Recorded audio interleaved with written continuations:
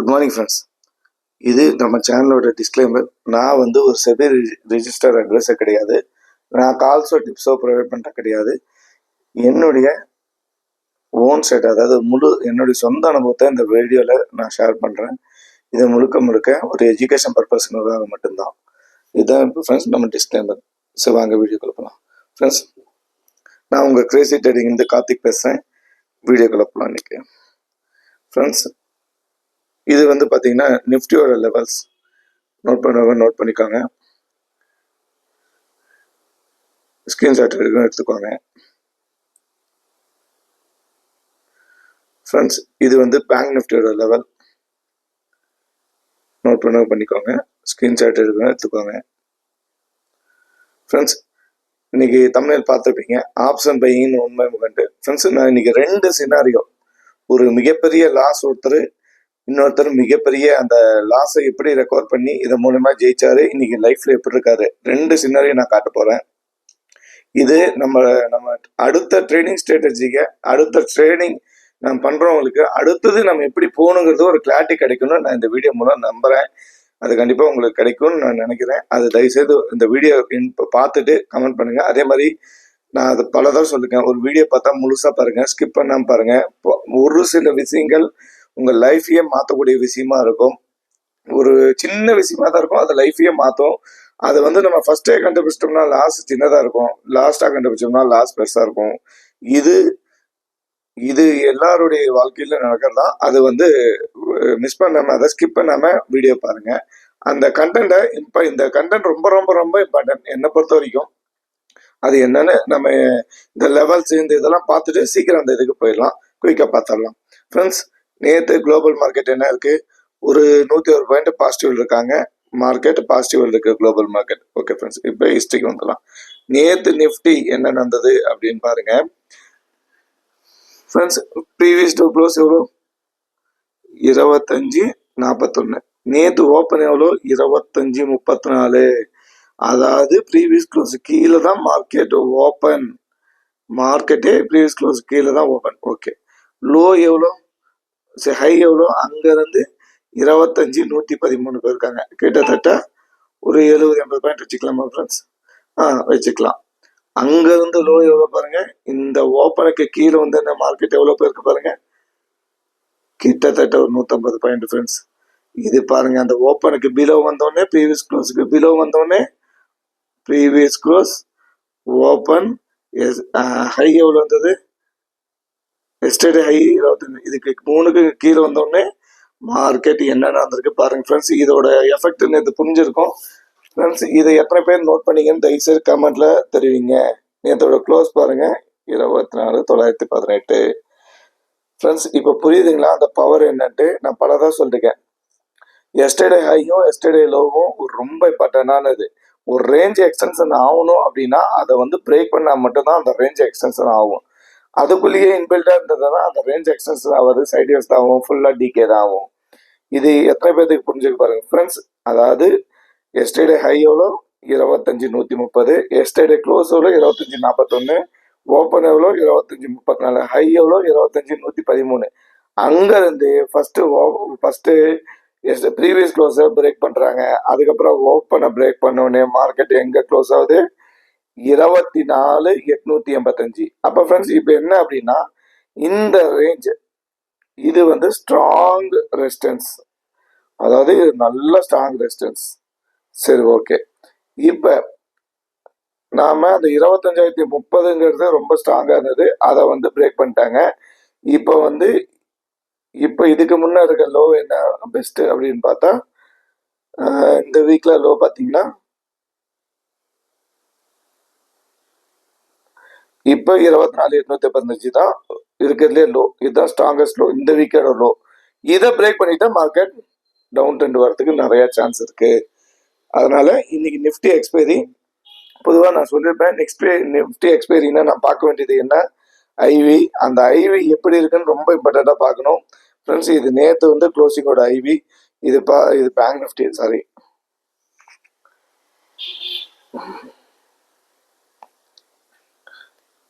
Nifty பாருங்க, call side 10 இருக்கு, put side 15 இருக்கு. இது இம்பாக்டும் புட் சைடு தான் அதிகமாக இருந்தது.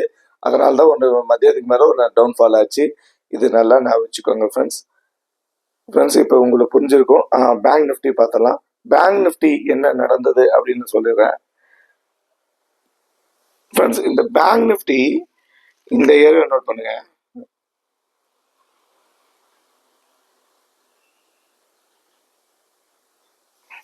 இது பாருங்க, இந்த இடத்துல ரொம்ப நேரம் சஸ்டெயின் ஆயிடுச்சு. அப்புறம் மேலே போச்சு, அங்கிருந்து திருப்பி வந்துட்டு ரொம்ப நேரம் ஆயிட்டு திருப்பி ஒரு டவுன்ஃபால். ஆனால் அந்த டவுன்ஃபால்ல ப்ரீமியம் யாருக்குமே ஏறல.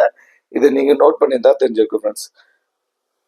ஓகே ஃப்ரெண்ட்ஸ், இப்போ இது என்னன்னு புரிஞ்சிருக்கும். நாம பார்க்க வேண்டியது yesterday high, yesterday low, previous open. இது ஓப்பன் ஸ்ட்ராட்டஜி ரொம்ப ரொம்ப ரொம்ப ரொம்ப முக்கியம். ஒரு ஓப்பன் லெக், ஒரு ஓப்பன் லோ கம்மியாக இருந்தால் அதுக்கு ஆப்போசிட் சைடான ஹை அதிகமாக இருக்கும். ஒரு ஓப்பனுக்கு ஹை அதிகமாக இருந்தால் அதுக்கு ஆப்போசிட் சைடான டவுன் ரொம்ப அதிகமாக இருக்கும். இது காமன். ஓகே ஃப்ரெண்ட்ஸ், இப்போ நம்ம நேரடியாக வீடியோக்குள்ள போயிடலாம் ஃப்ரெண்ட்ஸ். நான் சொல்லியிருந்தேன் 2 சினாரியோ நம்மளுக்கு வந்துன்னு சொல்லி. ஃப்ரெண்ட்ஸ், நேற்று நான் ஒரு யூடியூப் சேனல் பார்த்துட்டு இருந்தேன். அதில் என்ன அப்படின்னா, ஒருத்தர் இங்க பாருங்க, ஒருத்தர் போட்டிருக்காரு. அதாவது யூடியூப் சேனலில் ஒருத்தர் சொல்லியிருந்தா, அதுக்காக நான் இந்த ட்விட்டரில் போய் சும்மா ஒரு போஸ்ட் ஸ்கிரீன்ஷாட் எடுத்து நான் அதை படிக்கிறேன் பாருங்க. லைஃப் வாரியர், இன்ட்ராடே வாரியர்னு ஒருத்தர் போட்டிருக்காரு.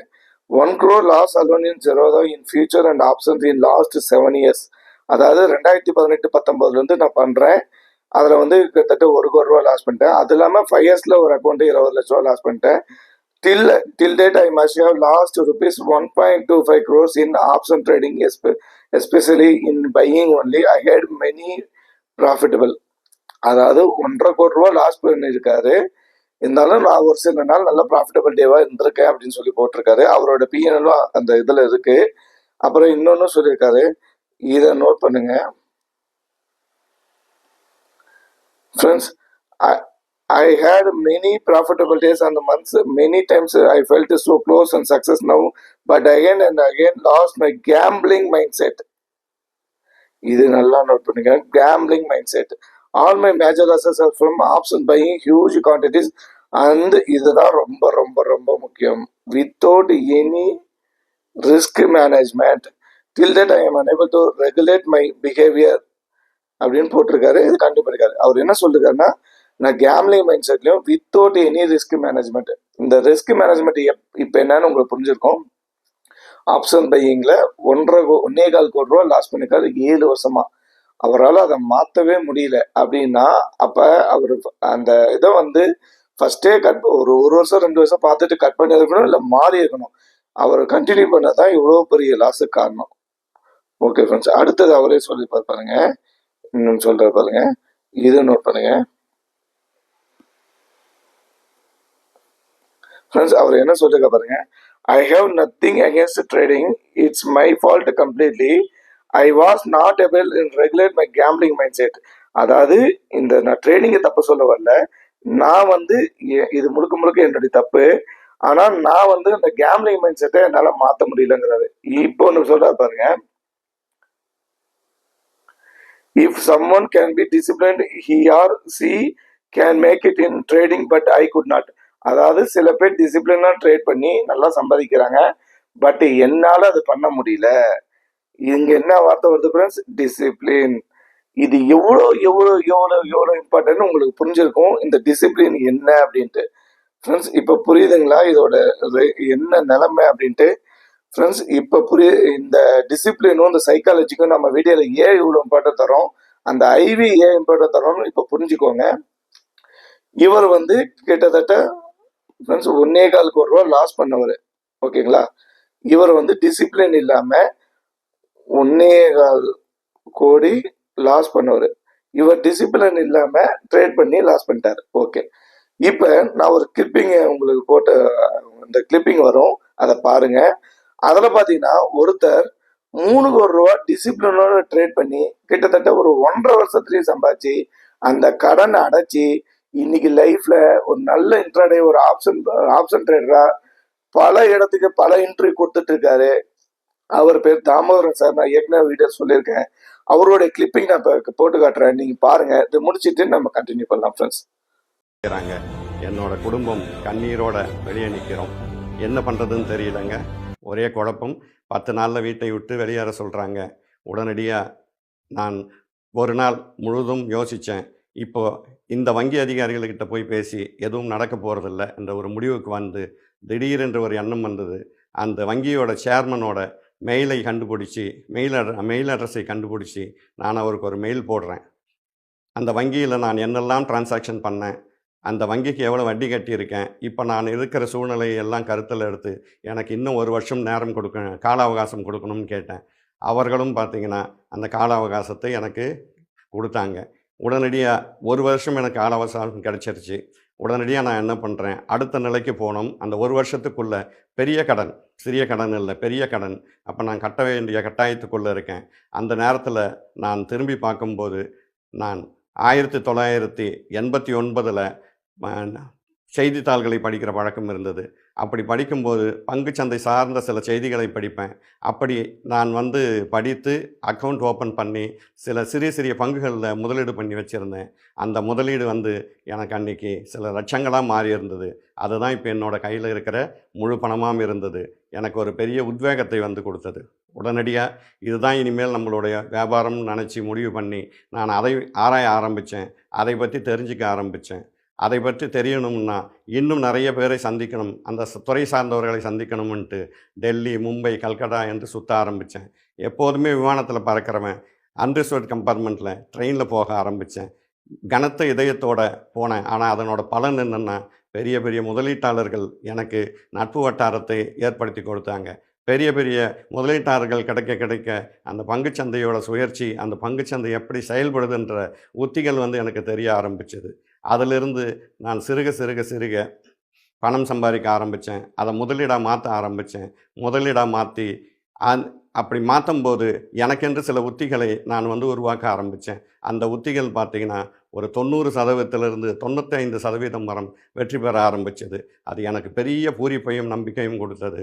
அந்த வெற்றியை கொண்டாட என்னை சுற்றி இருக்கிற நண்பர்களுக்கும் அதை கொடுத்து நான் ட்ரேட் பண்ண வச்சேன். அவர்களும் பெரிய சக்ஸஸ்குள்ளே போன உடனடியாக அந்த என்னோட பணம் வர 1 வருடத்துக்குள்ளே நான் பட்ட கடனில் பாதியை என் வங்கிக்கு நான் திருப்பி செலுத்திட்டேன். பாதியை கட்டி முடித்த உடனே அந்த வங்கி இன்னொரு வருடம் நான் நேரம் கேட்டேன். என்னோடய குட்வில்லை வச்சு அவங்க என்ன பண்ணாங்க, ஓகே இன்னும் 1 வருடம் உங்களுக்கு டைம் கொடுக்குறேன்னு சொன்னாங்க. அப்போது என்னோடய கடன் 1.5 கோடி வரைக்கும் இருந்தது. அதுக்கு முன்னாடி 3 கோடி இருந்தது, 1.5 கோடி ஆச்சு. அதுக்கப்புறம் நான் இன்னொரு வருடம் நேரம் கேட்டேன். ஆனால் 6 மாதத்துலேயே அந்த கடனை நான் முடிச்சிட்டேன். அதனால் இன்றைக்கி அந்த வங்கி எனக்கு கடன் கொடுக்க ரெடியாக இருக்காங்க. ஃப்ரெண்ட்ஸ், அந்த வீடியோ பார்த்துருப்பீங்க. ஃப்ரெண்ட்ஸ், இப்போ புரியுதுங்களா அவர் என்ன சொல்ல வரான்ட்டு? அவர் மிகப்பெரிய கடனாளி ஆயிடுறாரு. அந்த கடனுக்காக அவர் ஒரு இன்வெஸ்ட்மெண்ட்டில் அப்போ நல்லா இருந்தப்போ ஒரு ஜஸ்ட் ஒரு இன்வெஸ்ட்மெண்ட் போட்டிருக்காரு ஸ்டாக்கில். அதோட பணம் இப்போ ஒரு ஃபஸ்ட்டு ஸ்டார்டிங்கில் கை கொடுத்துருக்கு. அதுக்கப்புறம் அவர் சொன்ன வார்த்தையை நல்லா நோட் பண்ணீங்களா இல்லையான்னு தெரியல, பாருங்க. அவர் என்ன சொல்றாருன்னா, இதுதான் நம்ம பிஸ்னஸ். என்ன சொல்றாரு? பிஸ்னஸ் அப்படிங்கிறாரு. அது எவ்வளோ இம்பார்ட்டன்ட். அவர் தொழிலா பார்க்கறாரு ஃப்ரெண்ட்ஸ்.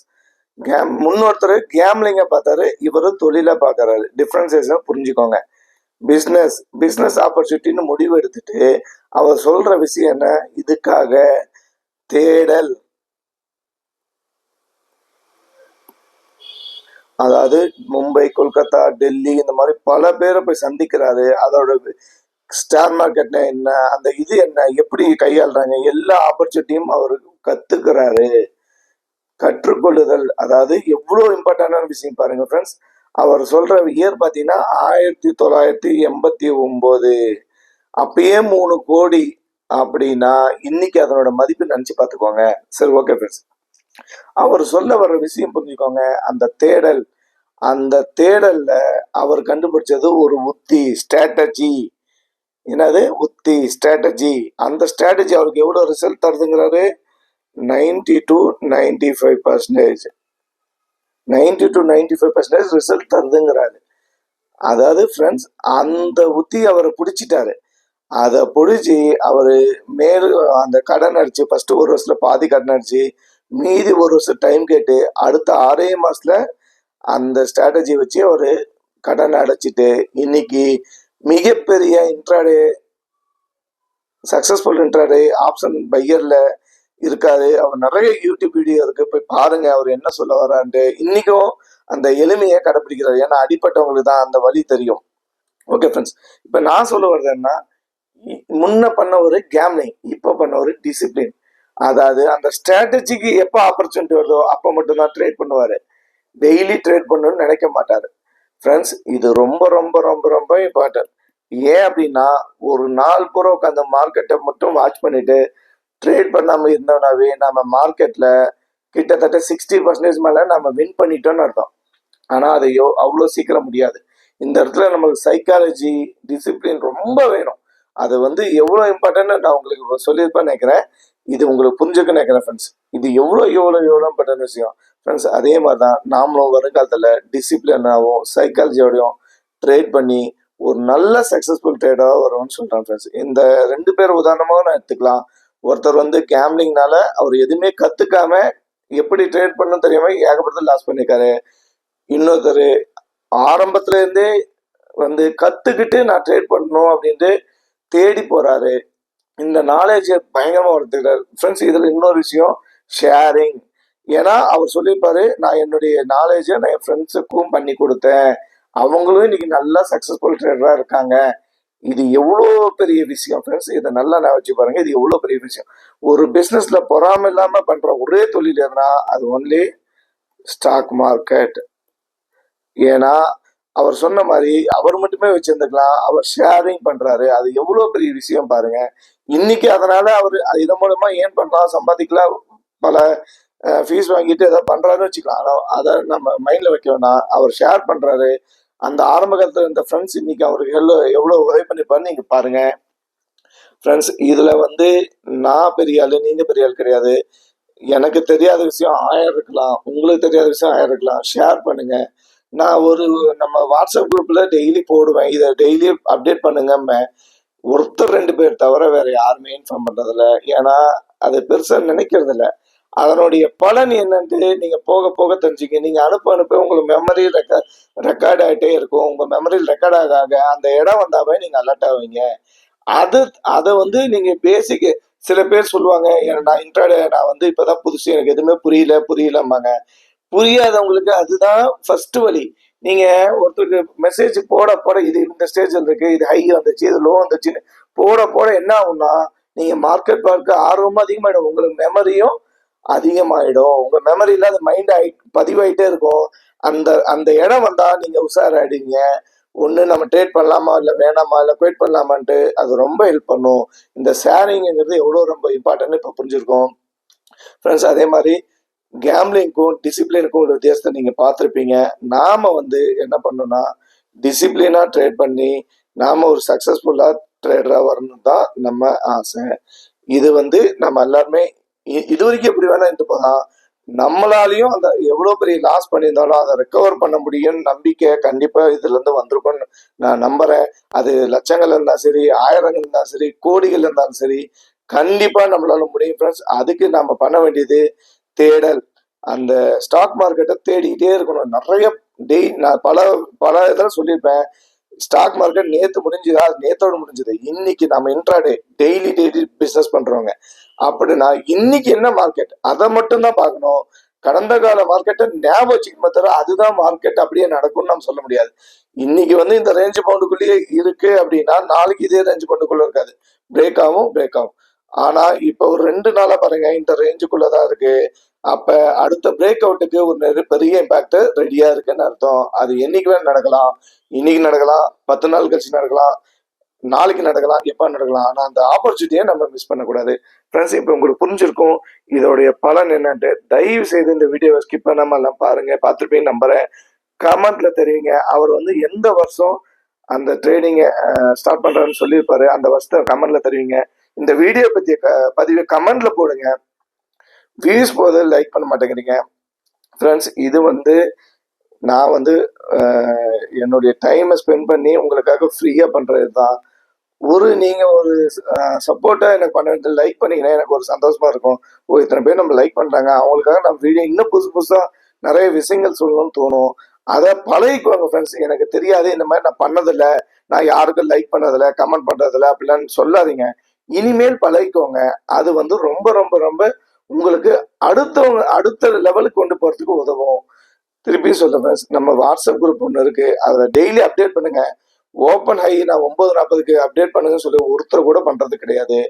அது ரொம்ப ரொம்ப ரொம்ப முக்கியம். அது புரிஞ்சுக்கோங்க. Okay friends. இந்த வீடியோ பிடிச்சிருக்குன்னு நான் நம்புறேன். லைக் பண்ணுங்க, ஷேர் பண்ணுங்க, கமெண்ட் பண்ணுங்க. Bye friends.